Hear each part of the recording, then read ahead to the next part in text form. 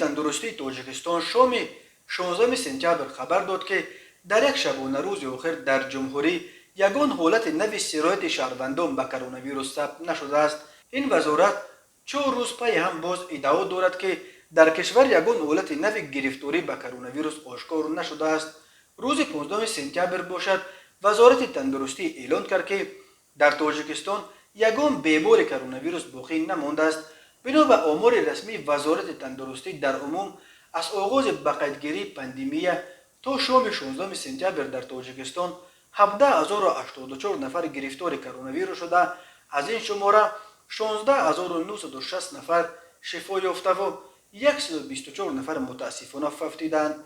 بسیاری ها به ادعای وزارت تندرستی درباره به نیستی رسیدن پاندمی در تاجیکستان با شبهه نگاه میکنند و میگویند هرچند وسعت و دامن بیماری نظر به تابستان کاهش یافته است ولی هنوز به حدی نیست که از کاملا نشدن پاندمی در جمهوری تبل شدی بزنیم.